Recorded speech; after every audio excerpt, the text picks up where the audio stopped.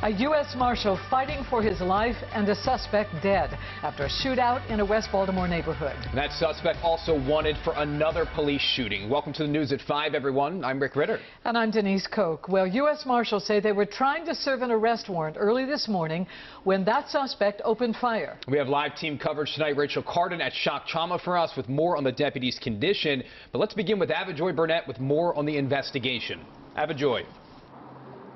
Good afternoon. Well, we're learning that the suspect who was shot and killed earlier today was actually a security guard at a grocery store. Officials are telling us that they had a warrant out for his arrest, and when they showed up at the home in West Baltimore earlier this morning, they say he started shooting. A suspect who was wanted for attempted murder and armed robbery charges is now dead. Officials say Dante Green was shot and killed after he started shooting at U.S. Marshals who were trying to arrest him. While clearing a residence associated with Green, members of the SRT began taking fire from an individual hiding in a closet.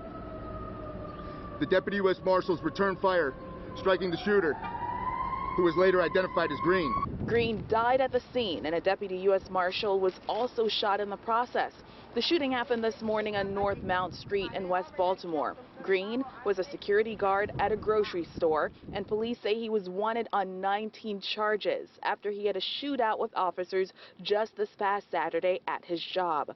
The incident apparently stemmed from a disagreement about his paycheck. This is an incident that we just had this weekend, and it shows how proactive the department is being. The deputy U.S. Marshal, who is still at Shock Trauma, is yet another member of law enforcement to be shot in the line of duty in just a matter of days.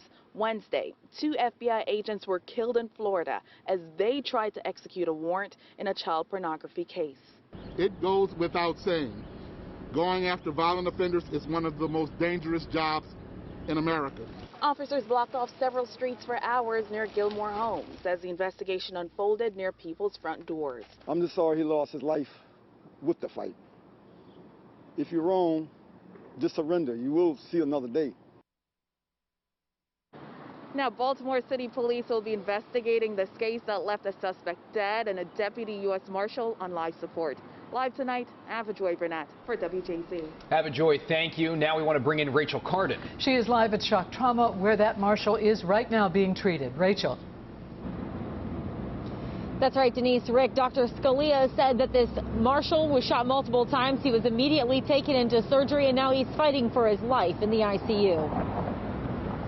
The execution of a search warrant ended in gunfire. One deputy U.S. Marshal was shot and seriously injured. A deputy U.S. Marshal assigned to the fugitive task force was hit. The task force members evacuated him from the scene with gunshot wounds to the University of Maryland, our Adams-Cowley Shock Trauma Center. Dr. Thomas Scalia at Shock Trauma says the marshal was shot in the torso and arrived in bad shape. We got him rapidly evaluated and into the operating room.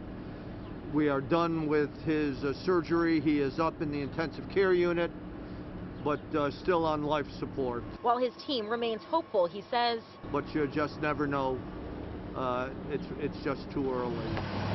As the U.S. Marshal Service waits outside the hospital for updates on the condition of their brother. The injured deputy marshal is a member of our Special Operations Group and a veteran of the United States Marine Corps. They extend their thoughts to him and his family, praying he pulls through. And added to the list of people praying for that U.S. Deputy Marshal is Governor Larry Hogan. He recently tweeted out, "Join me and the First Lady in praying for the Deputy U.S. Marshal who was severely wounded while serving a warrant in Baltimore City. We pray for his speedy recovery, for his friends and family, and for his caregivers at Shock Trauma." We're live outside of the hospital tonight. I'm Rachel Carden for WJZ. Rachel, thank you, and stay with WJZ as we continue to follow this developing story. We will bring you any updates both on air and online, and you can find the most up-to-date information anytime by downloading the WJZ app.